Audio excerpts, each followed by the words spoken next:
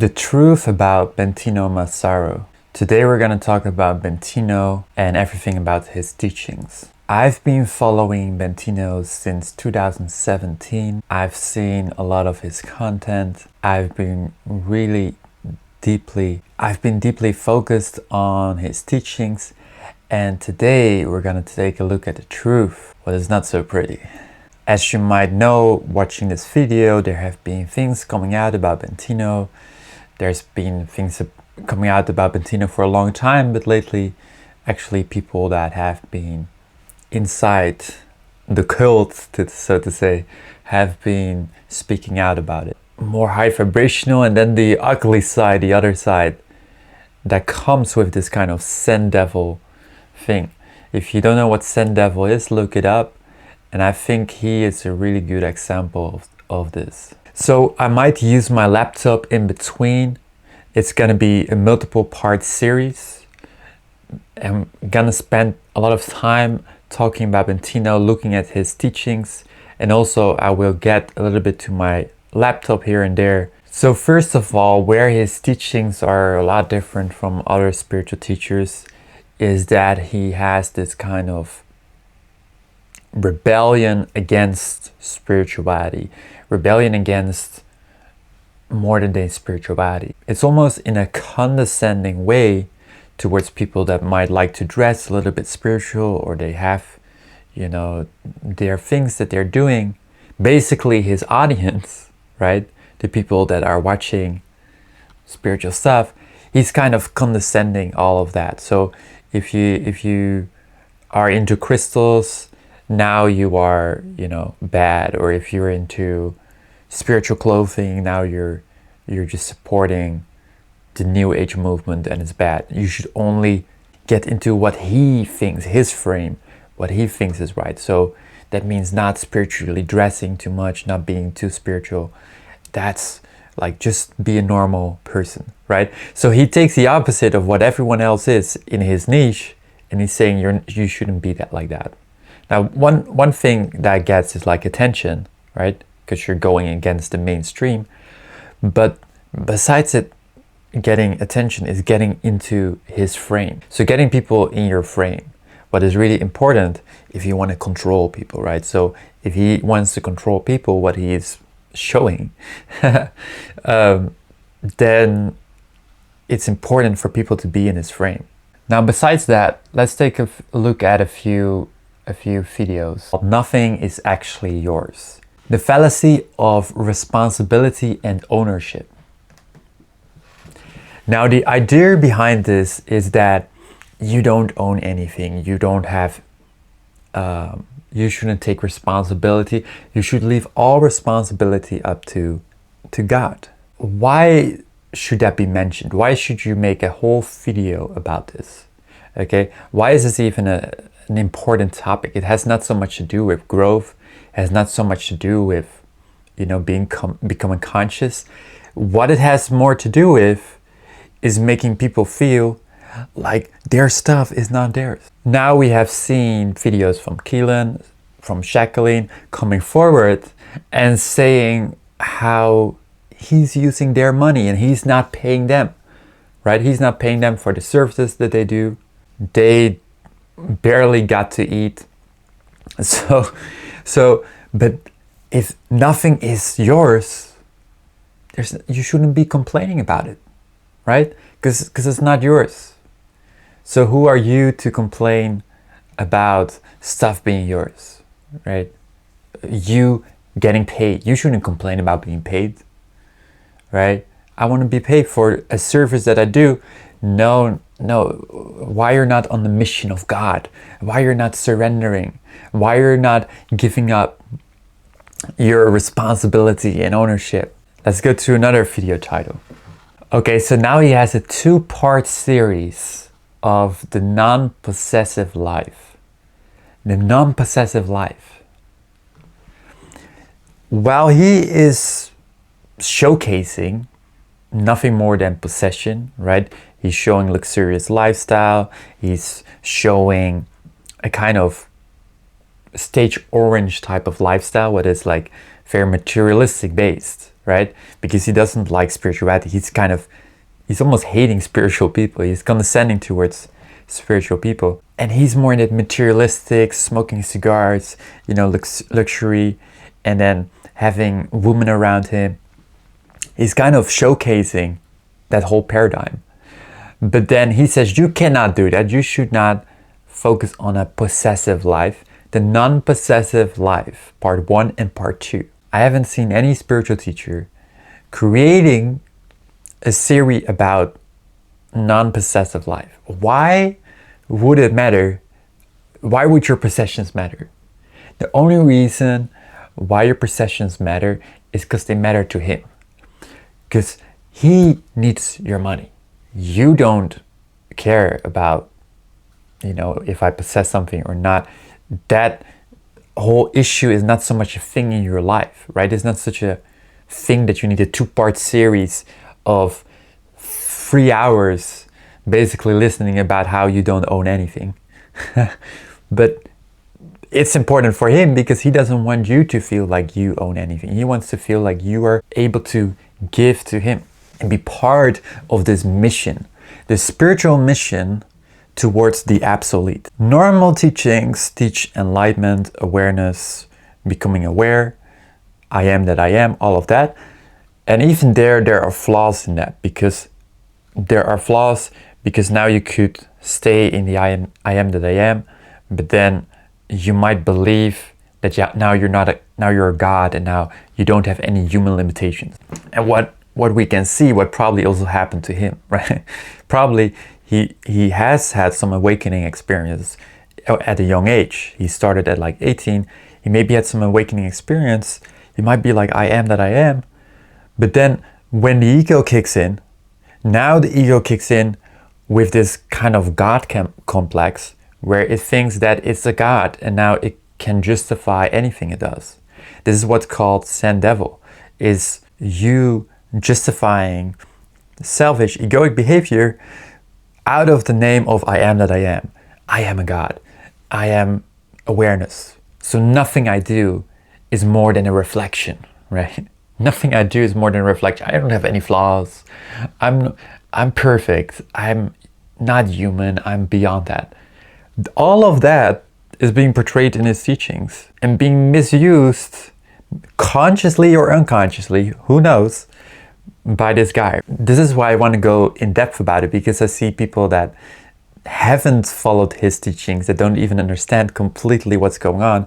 But I've been following his teaching for a long time. So I exactly know what's going on when I'm seeing all of this. And it's just crazy, Let's get to another title. So here's another video that says, what do we truly desire in a romantic relationship? Now, in these videos about relationships, he's completely bashing the idea that you could have a relationship with someone. The idea of a romantic relationship is just an idea, it's just social conditioning, or it's just social construct. It's not really a thing. And then when you watch the videos of Keelan and Jacqueline coming out about what's happening, you see that he is kissing he's kissing a girl that has a boyfriend in front of his boyfriend in the name of non-possessiveness, in the name of, you shouldn't own anything, you should surrender anything, this is good for him. But what is this? Like, this is him going after his desire and just justifying it from a selfless place, like you're just a reflection, or you're just doing something out of a reflective place. You could basically do anything out of a reflective place. I could go to your home, steal your money, and tell you I'm nothing but a reflection. Your lack beliefs manifested me into your life to steal this. It's your problem. So everything is everyone else's problem. It's never his problem. There's no accountability whatsoever. He's easing people into this idea that nothing is theirs. Relationships aren't real. You don't own anything. You should surrender. Surrender To who? To you? To Bentinho? No, to God, to God. But yeah, sure, right? We surrender to God, but actually we surrender to you, the guru. Now all of our relationships are yours. You can do whatever you want with them. Relationships aren't real, so I can just have a relationship with this girl and that girl, and it doesn't really matter. It can all just, be like that. We can all just have two relationships at the same time. I can take your girl, because relationships aren't real, right? Relationships aren't real. So I can kiss your girl in front of your boyfriend, and that's completely okay.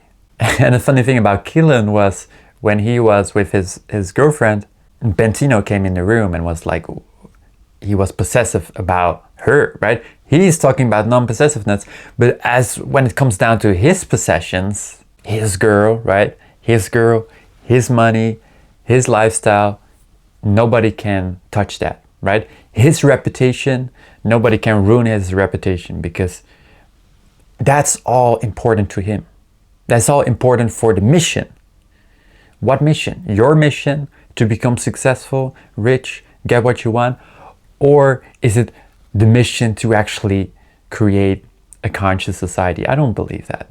I don't believe any of him wanting to really create a conscious society. All of this is nothing more than a pyramid scheme, where he is not just enlightened, no, he's beyond enlightened. He's in the absolute. He's in the absolute, some state that nobody can really understand what it is. It's above enlightenment, right? Because he doesn't want to associate with other enlightenment teachings. He's above that even. He's now in the absolute, a state that nobody can reach because nobody knows what it is. And he's now coming from his high horse, talking about how you're dressing wrong, you're dressing spiritually. So, that's complete, like, he's disgusted by it. He's disgusted by your ego. He's disgusted by everything that you do. There's no love in being disgusted by others, okay? How is there love in being disgusted by how people dress and how people act and how people live their life? If people live their life, want to do spiritual stuff, go ahead, rock and roll. If you don't want to do that, rock and roll, do that. But there's no reason why we should criticize people dressing spiritually, why we should criticize people for being possessive about their things, about their relationships. And that's all because he wants your possessions, he wants your relationships. Okay, let's look at another title. Here we go. Here comes Recognize the Pathway to Your Highest Reality. Now this sounds awesome, right? A pathway towards your highest reality. But what is really the pathway that we should recognize? Okay, the pathway is to become a student. Now when you become a student, you will learn about spirituality, you will learn how to be in alignment, all of that. And what else is the pathway, right? Where's the pathway reaching to? Towards the absolute, right? Where he is in that state, he's always in the absolute state. So everything he does is nothing but a reflection. Sure, buddy.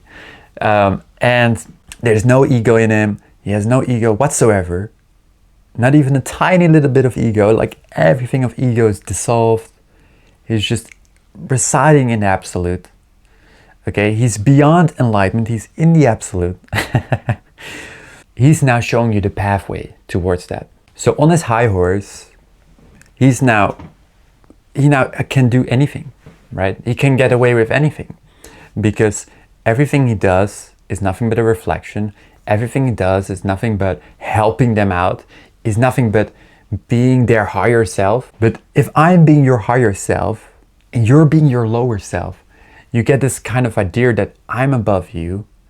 You feel inferior because someone is talking from a high horse to you. So you feel like I'm not good enough. I'm not matching whatever he is in. That makes people feel like they should learn and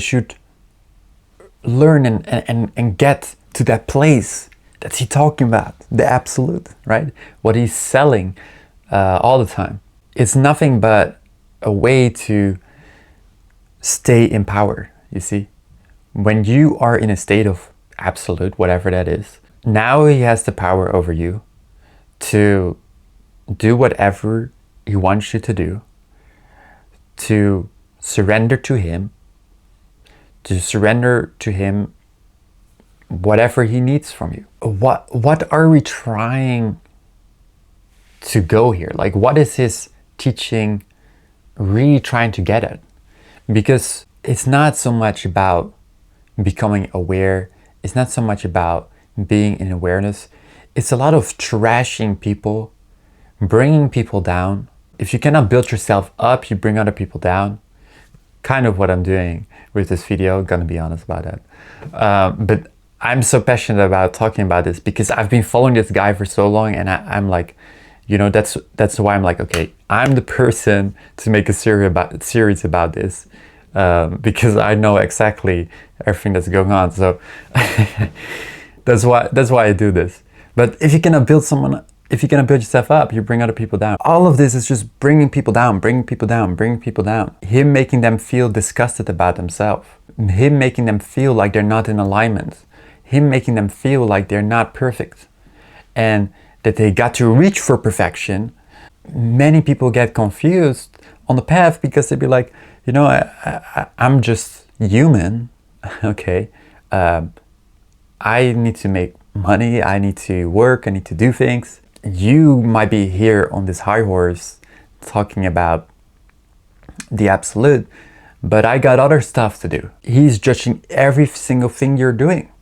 Every single thing you're doing is wrong. Out of the name of love, he's saying it's wrong. I'm saying it because I love you, because I'm the higher self of you, and everything you're doing is wrong. That's basically all of these teachings. Video title is called Choose Honor Over Feelings. Choose honor over feelings.